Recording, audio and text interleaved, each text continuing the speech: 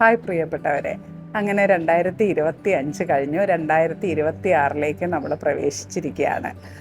ഈ ഒരു അവസരത്തിൽ എൻ്റെ കരിയർ, പേഴ്സണൽ സംബന്ധമായിട്ടുള്ള കാര്യങ്ങൾ എന്തൊക്കെയാണ്, എൻ്റെ ഫ്യൂച്ചർ കാര്യം, എൻ്റെ പേഴ്സണൽ എക്സ്പീരിയൻസ് എന്തൊക്കെയായിരുന്നു എന്നൊക്കെയുള്ളത് നിങ്ങളുമായിട്ട് ഷെയർ ചെയ്യാനാണ് ഈ ഒരു വീഡിയോ ഞാൻ എടുക്കുന്നത്. 2023 ക്രിയേറ്റീവ് സ്റ്റിച്ചിങ് ക്ലാസ് ആരംഭിക്കുന്നത്, ഓൺലൈൻ ക്ലാസ് ആരംഭിക്കുന്നത്. 2024 എൻ്റെ ലൈഫ് ടൈം, 2024 ജാനുവരിയിലാണ് ലൈഫ് ടൈം കോഴ്സ് സ്റ്റാർട്ട് ചെയ്യുന്നത്. ഈ 2025 എന്ന് പറയുന്നത് എൻ്റെ കരിയർ സംബന്ധമായിട്ട് വളരെ തിരക്ക് പിടിച്ച ഒരു ടൈമായിരുന്നു. ഒരുപാട് കുട്ടികൾ ജോയിൻ ചെയ്ത വർഷമാണ് 2025. എൻ്റെ ലൈഫ് ടൈം സ്റ്റുഡൻസ് നമ്മളിപ്പോൾ 2026 ജാനുവരിയിൽ നിൽക്കുമ്പോൾ 2 വർഷങ്ങൾ പിന്നിട്ട ലൈഫ് ടൈം കോഴ്സിലേക്ക് 1000-ലധികം കുട്ടികളാണ് ജോയിൻ ചെയ്തിട്ടുള്ളത്. അതൊരു വലിയ അച്ചീവ്മെൻ്റാണ്. വളരെ ചുരുങ്ങിയ കാലഘട്ടത്തിനിടയിൽ ഇത്രയും സ്റ്റുഡൻസ് വരിക എന്ന് പറയുന്ന ഒരു ഭാഗ്യമായിട്ടാണ് ഞാൻ കണക്കാക്കുന്നത്. എനിക്ക് എൻ്റെ ടോട്ടൽ സ്റ്റുഡൻസ് എത്രയുണ്ട് എന്നുള്ളത് എനിക്കറിയില്ല. അതൊരു കുട്ടികൾ വന്ന് പഠിച്ചു പോകുന്ന ഷോർട്ട് ടേം കോഴ്സുകളും ലോങ് ടേം കോഴ്സൊക്കെ ആയതുകൊണ്ട് തന്നെ അതിന് അങ്ങനെ എത്ര മെമ്പേഴ്സ് ഉണ്ടെന്ന് എനിക്കറിയില്ല. പക്ഷേ ലൈഫ് ടൈം കുട്ടികളെന്ന് പറയുമ്പോൾ നമ്മുടെ കൂടെ ക്ലാസ്സിന് വന്ന് ജോയിൻ ചെയ്തു, പിന്നെ ലൈഫ് ടൈം കോഴ്സിലേക്ക് മാറിയവരാണ്. അതാണ് എൻ്റെ കരിയറിലെ ഏറ്റവും വലിയ ഭാഗ്യമായിട്ട് ഞാൻ കണക്കാക്കുന്നത്, ഇത്രയും ലൈഫ് ടൈം കുട്ടികൾ ഉണ്ട് എന്നുള്ളത്. 2025 ക്രിയേറ്റീവ് സ്റ്റിച്ചിങ് ക്ലാസ്സിനെ സംബന്ധിച്ച് ഒരുപാട് നല്ല നല്ല മൈൽ സ്റ്റോണുകൾ അച്ചീവ് ചെയ്ത വർഷമാണ്. അതിലേറ്റവും പ്രധാനപ്പെട്ടത് ക്രിയേറ്റീവ് സ്റ്റിച്ചിങ് എന്ന ആപ്പ് പ്ലേ സ്റ്റോറിലും ആപ്പ് സ്റ്റോറിലും അവൈലബിളായി തുടങ്ങി എന്നുള്ളതാണ്. 2024 അവസാനത്തിൽ ഞാൻ ഡിസൈൻ ചെയ്ത എൻ്റെ ആപ്പ് 2025 സ്റ്റുഡൻസിന് കൊടുക്കാൻ സാധിച്ചു എന്നുള്ളത് എനിക്ക് വളരെയധികം അഭിമാനം തരുന്ന ഒരു കാര്യമാണ്. അതൊരു എൻ്റെ ഒരു ഓൺലൈൻ സ്ഥാപനത്തിന് വലിയൊരു മൈൽ സ്റ്റോണായ ഒരു കാര്യമാണ്. അതുപോലെ ഒരു പ്രൊഫഷണൽ ലെവലിലേക്ക് എൻ്റെ സ്റ്റിച്ചിങ് ക്ലാസ് മാറ്റിയ ഒരു വർഷമാണ്. അതായത് അതുവരെയും ഞാൻ ഒറ്റയ്ക്കാണ് ഷൂട്ട് ചെയ്യുക, റെക്കോർഡ് ചെയ്യുക, എല്ലാ കാര്യങ്ങളും ചെയ്തുകൊണ്ടിരുന്നത്, എഡിറ്റ് ചെയ്യുക, എല്ലാ കാര്യങ്ങളും ഒറ്റയ്ക്കായിരുന്നു ചെയ്തുകൊണ്ടിരുന്നത്. അതിൽ നിന്നും മാറി ഒരുപാട് സ്റ്റാഫുകളെ ഹയർ ചെയ്ത വർഷമാണ് 2025. ആദ്യമായിട്ടാണ് ഞാൻ ഓഫ്ലൈനും ഓൺലൈനും ഒക്കെ എടുത്ത സമയത്തൊക്കെ ഞാൻ ഒറ്റയ്ക്ക് തന്നെയായിരുന്നു എല്ലാം ഹാൻഡിൽ ചെയ്തുകൊണ്ടിരുന്നത്. പക്ഷേ 2025 അത് ഓരോ സെഷനും പുതിയ പുതിയ സ്റ്റാഫുകളെ എടുക്കുകയും അതൊരു പ്രൊഫഷണൽ ലെവലിലേക്ക്, ഒരു ഹൈ ടെക്കിലേക്ക് മാറിയൊരു വർഷമാണ് 2025. അതും എനിക്ക് ഏറ്റവും മറക്കാനാവാത്തൊരു കാലഘട്ടമാണ് ക്രിയേറ്റീവ് സ്റ്റിച്ചിങ് ക്ലാസ്സിനെ സംബന്ധിച്ചും എനിക്ക് പേഴ്സണലിയും.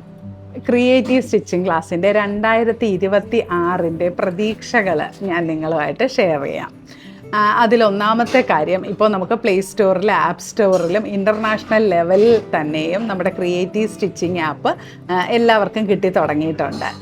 ഇനി അതിനെ ഒന്ന് വളരെയധികം അപ്ഗ്രേഡ് ചെയ്ത് ഒരു വളരെ നൂതനമായ എല്ലാ സാങ്കേതിക വിദ്യകളും ഉപയോഗിച്ചുകൊണ്ട് കുട്ടികൾക്ക് വളരെ കോസ്റ്റ് എഫക്റ്റീവായിട്ട്, അതായത് നമ്മൾ റെക്കോർഡർ ക്ലാസ്സുകളായതുകൊണ്ട് തന്നെ നമുക്ക് ഡേറ്റ യൂസ് ചെയ്ത് മാത്രമേ ക്ലാസ്സസ് അറ്റൻഡ് ചെയ്യാൻ പറ്റുള്ളൂ. അപ്പോൾ കുട്ടികൾക്ക് അത് എത്രത്തോളം നമുക്ക് നെറ്റ് കുറച്ച് റെക്കോർഡർ ക്ലാസ്സസ് കാണാൻ സാധിക്കുമോ ആ രീതിയിലൊക്കെ ഒരു വലിയൊരു ഡെവലപ്മെൻറ്റ് ഇപ്പോൾ ക്രിയേറ്റീവ് സ്റ്റിച്ചിങ് ആപ്പിൽ നടന്നുകൊണ്ടിരിക്കുകയാണ്.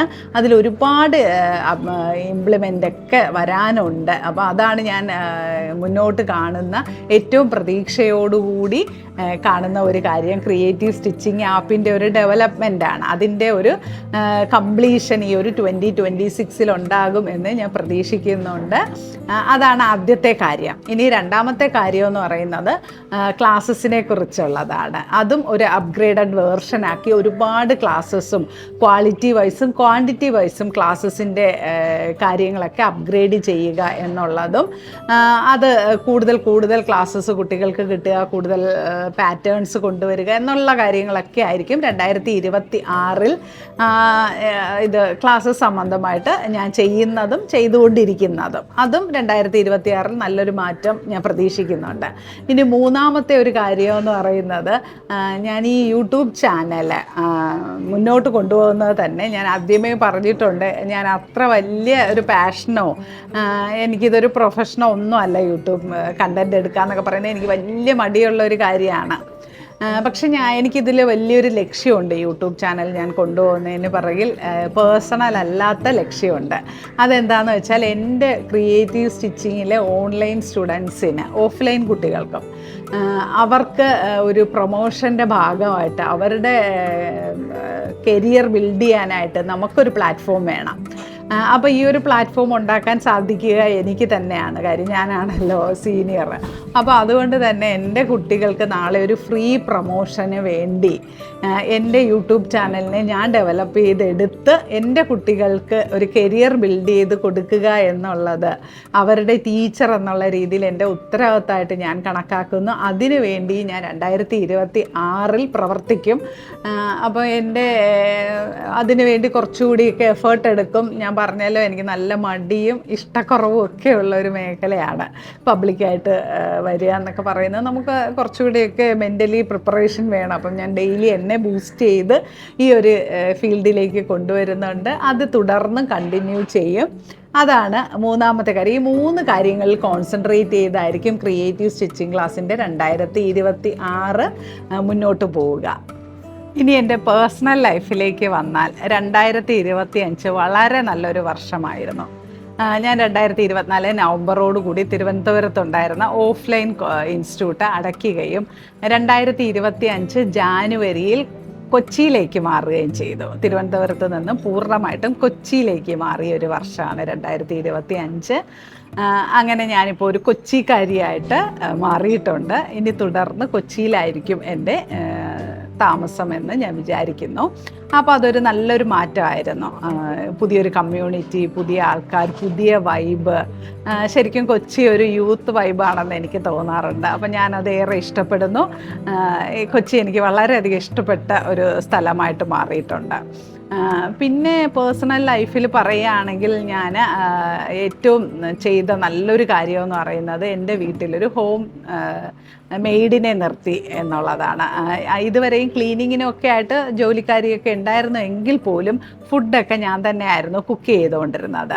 അപ്പോൾ അതിൻ്റെ ഒരു ബുദ്ധിമുട്ട് എന്താണെന്ന് വെച്ചാൽ, ഞാൻ എൻ്റെ ഷൂട്ടിങ്ങും അതും ഇതുമൊക്കെ കഴിഞ്ഞ് വരുമ്പോൾ വിശക്കുമ്പം മിക്കവാറും സ്വിഗ്ഗിയൊക്കെ ഓർഡർ ചെയ്ത് അൺഹെൽത്തി ഫുഡായിരിക്കും മിക്കവാറും കഴിക്കുക.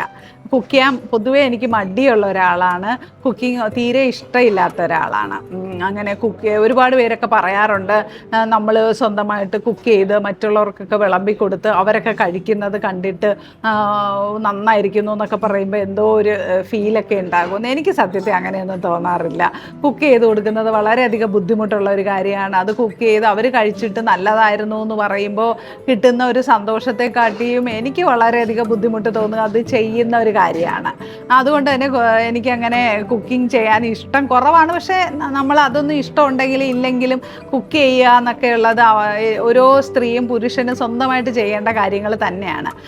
പക്ഷേ ഞാനിപ്പോൾ ഒരു ജോലിക്കാരിയെ നിർത്തുന്നത് വഴി എനിക്ക് കിട്ടുന്നത് വളരെ സ്വാദിഷ്ടമായതും ഹെൽത്തിയുമായിട്ടുള്ള ഫുഡാണ്. അപ്പോൾ നമ്മൾ ജോലിയൊക്കെ ചെയ്ത് കഴിഞ്ഞ് നമ്മുടെ കരിയറൊക്കെ ബിൽഡ് ചെയ്യാനായിട്ട് ആ ഒരു ടൈം യൂസ് ചെയ്യാൻ സാധിച്ചു എന്ന് പറയുന്നത് വളരെയധികം നല്ലൊരു പോസിറ്റീവ് ചേഞ്ച് തന്നെയായി എനിക്ക് മാറി.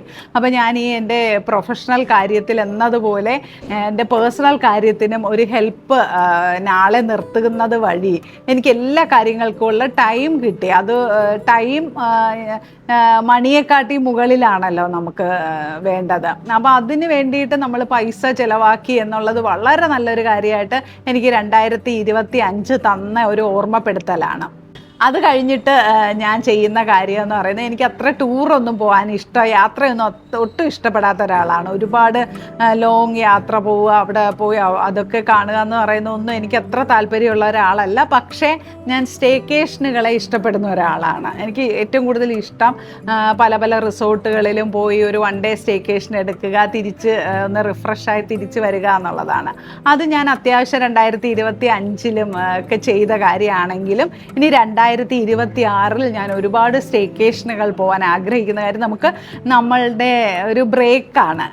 കുറേ കരിയറും ബാക്കി കാര്യങ്ങളും എല്ലാം നോക്കി നമ്മൾ വരുന്നതിൻ്റെ ഇടയിൽ നമുക്ക് കിട്ടുന്ന നല്ലൊരു ബ്രേക്ക് ടൈമാണ്. ഒരു ദിവസം ഒരു സ്റ്റേക്കേഷന് പോവുക, അവിടെ പോയി എക്സ്പ്ലോർ ചെയ്യുക. നമ്മൾ പ്രത്യേകിച്ച് എൻ്റെ ഒരു ഏജിലൊക്കെ ഉള്ള ഒരാളെന്നുള്ള രീതിയിൽ എനിക്കങ്ങനെ ഒരു യാത്ര പോയി പെട്ടെന്ന് തന്നെ അവിടെ പോയി യാത്രകളൊക്കെ ചെയ്ത് ബാക്കി അവിടുത്തെ സ്ഥലങ്ങളൊക്കെ കണ്ട് എൻജോയ് ചെയ്യുക എന്നുള്ളതിനപ്പുറത്തേക്ക് ഒരു യാത്ര പോയി അവിടെ ഒരു റൂമിൽ സ്റ്റേ ചെയ്യുക, ഒരു 1 ഡേ സ്റ്റേ ചെയ്യുക, അവിടുത്തെ ഫുഡ്, അവിടുത്തെ ആംബിയൻസ് ഒക്കെ എൻജോയ് ചെയ്യുക, പിറ്റേ ദിവസം തിരിച്ച് വീട്ടിലേക്ക് വരിക എന്ന് പറയുന്നതാണ് എൻ്റെ ഇപ്പോഴത്തെ ഏറ്റവും ഇഷ്ടമുള്ള ഒരു യാത്ര. അത് ഞാൻ 2026 കുറച്ചുകൂടി കൂടുതൽ ചെയ്യാൻ ആഗ്രഹിക്കുന്നു. അതൊക്കെയുള്ളൂ എൻ്റെ പേഴ്സണലായിട്ടുള്ള കാര്യങ്ങൾ. എനിക്ക് എപ്പോഴും എൻ്റെ പേഴ്സണൽ ലൈഫും എൻ്റെ ക്രിയേറ്റീവ് സ്റ്റിച്ചിങ് ക്ലാസ്സും തമ്മിൽ ശരിക്കും ഒരു ബോർഡർ ഇല്ല. രണ്ടും ഒന്ന് തന്നെ ആയിട്ടാണ് ഞാൻ കൊണ്ടുപോകുന്നത്. അപ്പോൾ എനിക്ക് എപ്പോഴും എൻ്റെ കോൺസെൻട്രേഷൻ ഫുള്ള് ഞാൻ ക്രിയേറ്റീവ് സ്റ്റിച്ചിങ് ക്ലാസ്സിന് കൊടുക്കുന്നത് കൊണ്ട് തന്നെ എൻ്റെ പേഴ്സണൽ കാര്യങ്ങളെക്കാൾ കൂടുതൽ ഞാൻ ഈ പ്രൊഫഷണൽ കാര്യത്തിൽ ഇൻവോൾവ് ചെയ്യുന്ന ഒരു കാര്യമാണ്. അപ്പോൾ അതുകൊണ്ട് തന്നെ 2026 എന്ന് പറയുന്നത് എൻ്റെ കരിയറിലെ ബെസ്റ്റ് വർഷമായിരിക്കും എന്ന് ഞാൻ ആഗ്രഹിക്കുന്നു. അതുപോലെ യൂട്യൂബിലുമൊക്കെ നല്ല കാര്യങ്ങൾ ചെയ്ത് മുന്നോട്ട് കൊണ്ടുവരണമെന്നൊക്കെ ആഗ്രഹിക്കുന്ന നല്ലൊരു വർഷമായിരിക്കും എന്ന് ഞാൻ പ്രതീക്ഷിക്കുന്നു. അതുപോലെ തന്നെ എൻ്റെ എല്ലാ സ്റ്റുഡൻസിനും, എന്നെ കാണുന്ന കേൾക്കുന്ന എല്ലാവർക്കും നല്ലൊരു വർഷമാകട്ടെ. നിങ്ങൾക്കും നിങ്ങളുടെ കരിയറിലും പേഴ്സണൽ ലൈഫിലും ഒരുപാട് അനുഗ്രഹങ്ങൾ ഉണ്ടാകുന്ന ഒരു വർഷമാവട്ടെ എന്ന് ഞാൻ എല്ലാവരും ആശംസിക്കുന്നു. Happy new year.